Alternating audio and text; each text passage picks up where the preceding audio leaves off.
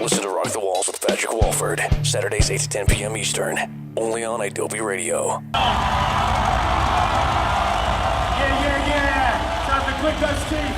Clench your fists.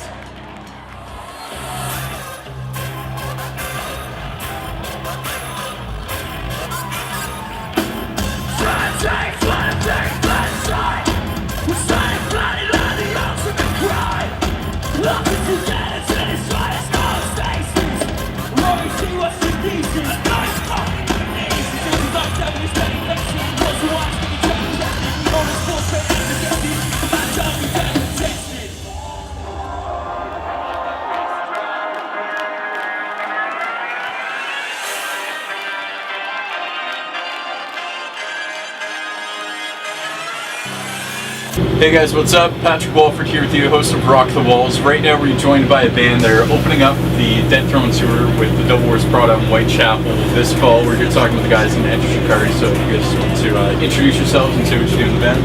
Hello, I'm Robert and I play the drums. And I'm Chris, I play bass guitar. Now you guys have done a couple tours over here at this point, but the Dead Throne tour is by far the biggest tour that you guys have done on more of a tour package kind of run through North America. And for you guys to be playing with some of the biggest crowds you have over here, what's it really been like over these past 6 weeks? It's been awesome, really. Can't really ask for anything more from the tour, really. You know, great people on the tour, great bands, and yeah, you know, we get to play in front of a lot of people, you know, normally we wouldn't get the chance to. So Hopefully we've been picking up a few more fans.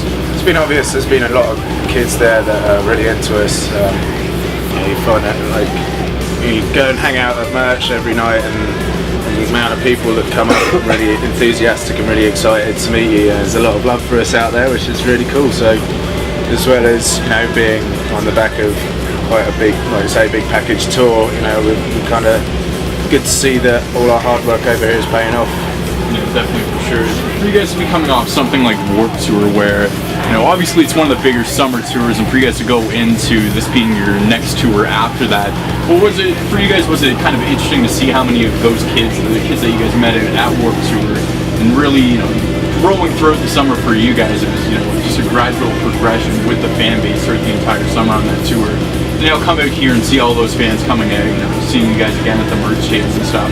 For you guys to see that after touring over here for a couple of years, trying to get noticed, it's kind of a lot different than, in a sense, that North America is just so gigantic. You can be doing well in the south, but not do as well in the west or the east, and it's just something that's completely different. So for you guys to come back over to North America on a tour like this, to see the responsiveness that you guys have gotten like that after doing this for so many years, and see that with the headliner coming up and all that stuff, that you guys are really starting to grow and growing into more of a headlining band here in North America. Yeah, it's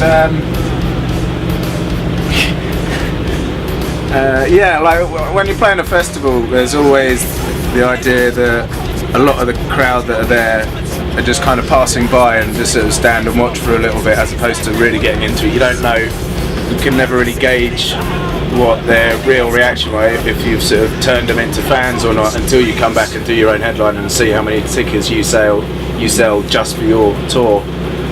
So yeah, it's really interesting to see it grow and see us spreading. Sure. Now you guys are going to be dropping your third album, Flash Flood of Color, January 17th on Hopeless Records. And for you guys, you've had this record done for almost a year now, and throughout the entire process of this entire year, you guys went in to go and even record in somewhere like Thailand, which is considered a bit unorthodox by today's recording standards. For you guys to go over there to Thailand, so secluded from even the stuff back at home, back in the UK, when you guys are recording all kind of the business surrounding it, for you guys to go to a place like Thailand, what was that really like for you guys, and how do you really feel that it helped the writing process for the band? Well, we'd taken a couple of months out at the beginning of the year, and we were writing back at home. So by the time we went to Thailand, we had pretty much the whole album written. So the beauty of that was, we could just really focus so much on instrumentation and like arrangements of the songs, and just like actually like the tones we could produce, and so we had a lot of time to experiment and to be able to do it in a place like we were like you said, we were fairly secluded.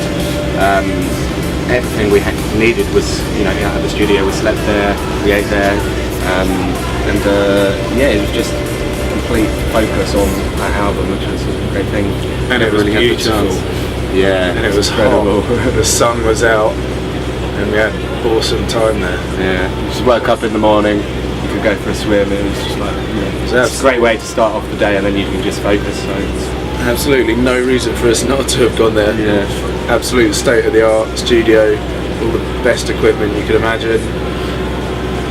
And it's in Thailand. Like, what more could you ask for us? Brilliant experience. Were there any mishaps or any fun that you guys had, and kind of being away from the recording process once you guys finished things up and kind of ending things in Thailand? Well, we made sure we blew off some we? steam in Thailand as well. It's important not to get cabin fever or whatever. So we'd give ourselves some time. Or there was a city not about half an hour drive away called Pattaya, which is known as the sex capital of Thailand. So, for Thailand Pretty to be a much the sex capital of the world. Yeah. And that place was pretty intense. It was a bit shifty, but it was a lot of fun. We had some good nights out there. And we also went fishing one day. I took this boat out where it was just us lot and Captain, what was his name? Captain Squid. Captain Squid, yeah. And this Thai guy. Squid fishing. And when he took us out to like this secluded little island. It was just a tiny little beach island. The skipper caught a shark. Yeah, caught And a shark and a stingray. And then cooked him up later on. It was just a lot of fun. Yeah. Got a bit drunk, did some fishing and swimming in the gorgeous warm sea.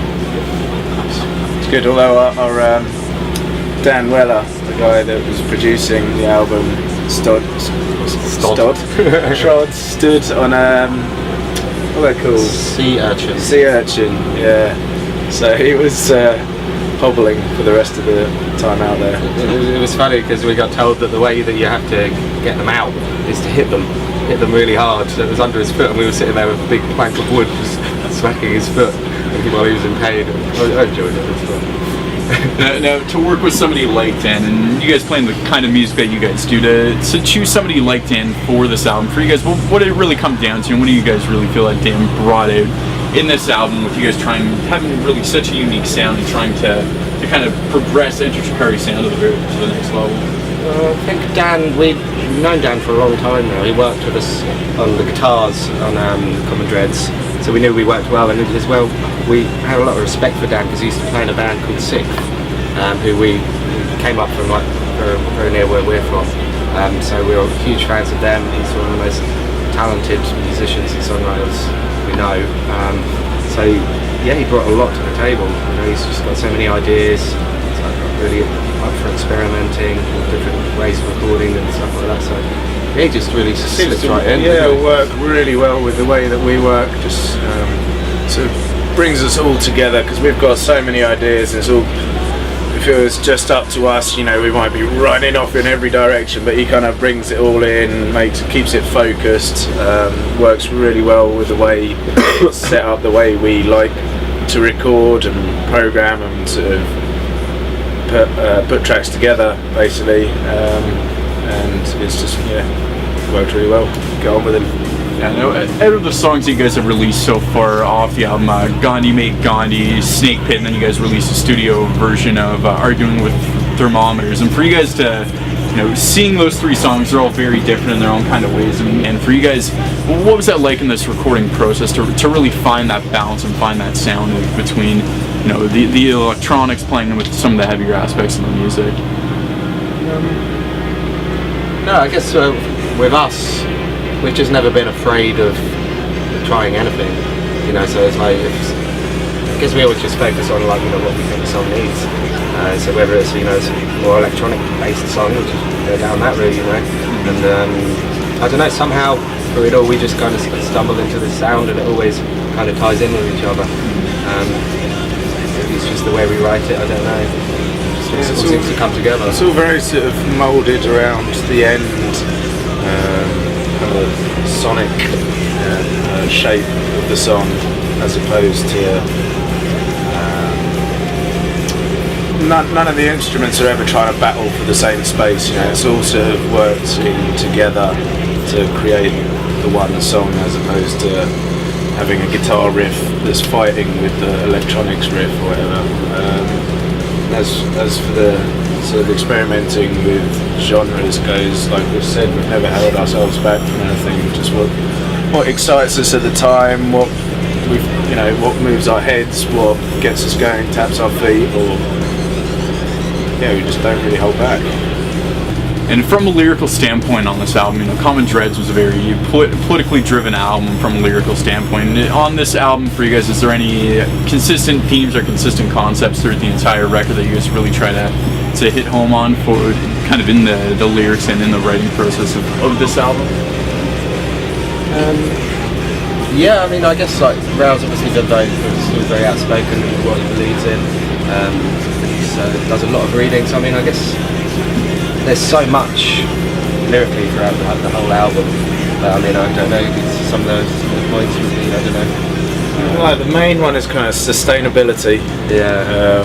For the human species. I think that's sort of the big question within the music. And that within the system that we're living in at the moment is one of the least sustainable, and heading straight to plough into a brick wall, and it's talking about alternatives basically.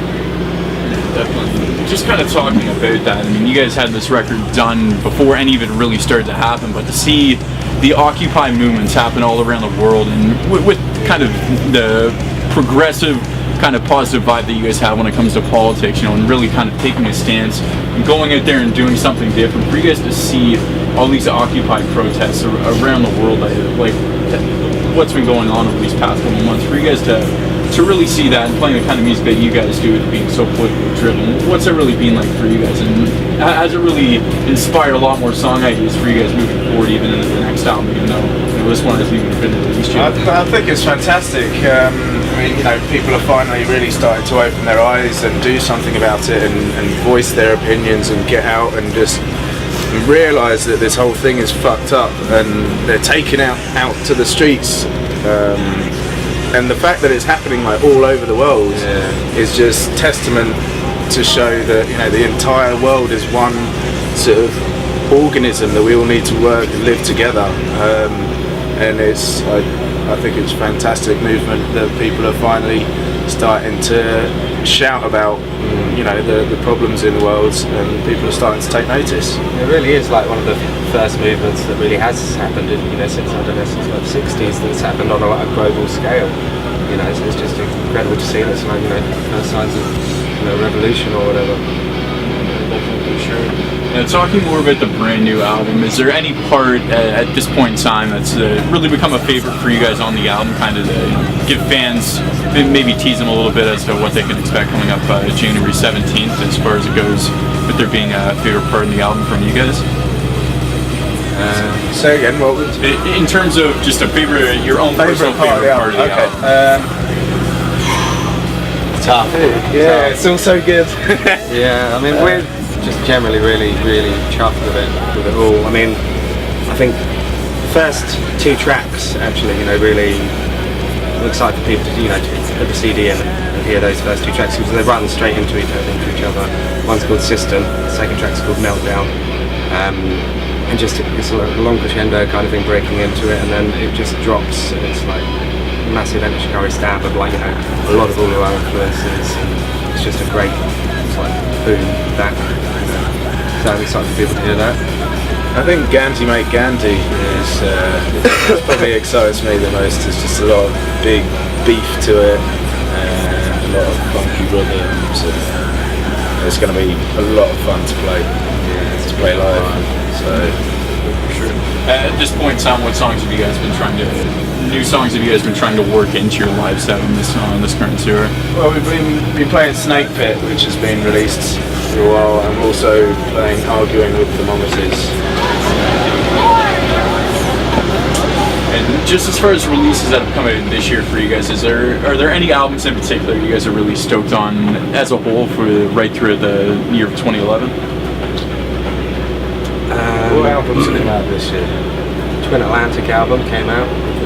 That's been on constant rotation for pretty much a year now. Glaswegian band, friends of ours that we toured with back in the UK. Yeah, the album's called Free. they're great mates of ours and they're just incredible songwriters. Noisier have done some actual singles that have been coming out. They haven't done a full length, but all their latest stuff, like production's incredible. I can't really think of who else. King Blues poetry came out. Quite like that one. Your Demise. Your Demise, definitely. Yeah, no, those guys are going to be, I think they're already working on a follow-up to The Kids We Used to Be for early next year, so definitely looking forward to that. You guys going to be taking them out on some of the Sidewave shows in Australia, right? Yeah, we actually just did a tour with them. We had them out on our European and UK tour that we've just done. To do a tour with those guys, and then on top of that, let live and the energy of an entire tour package like that for you guys, it almost make things more fun in the sense that you guys know every single night that playing after those two bands that you guys constantly have to bring it. It's really good because every night those guys like set the bar so high that when we come on we're like, oh shit, we really got to push it this time tonight because they make it difficult for us. But they're all like fantastic guys. We're really good friends with them now, and one of the funnest tours we've had in a long time, isn't it? Yeah, it's great fun, great people, great bands, great musicians. So it makes a tour. So when you're all living together for a month and a half, it just makes it work so much easier when you like them as band and as people. So definitely, for sure. Now, as far as tour plans coming up for you guys, you're going to be headed back here in the spring to do a headlining tour. Do you guys know at this point any band supporting the tour just yet, or is everything still being worked out? It's all still being worked on, I'm afraid. Not really much to say. To be honest, I don't even know if we're allowed to tell you that we're coming back, but just keep your eyes peeled, that's all I'm saying. Sounds good. Well guys, thanks a lot for joining me on the show today. And something I like to do with the bands I interviews, I get them to choose a song from their catalog and then a song that they want to hear by any band, any artist, any genre. So if you guys want to pick a song off the new album and a song by the other band, go for it.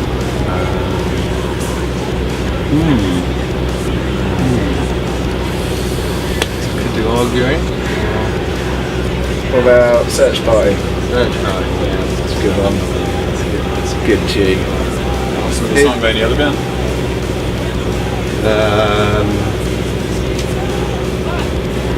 Who to choose? I saw. is it going to be like YouTube videos or?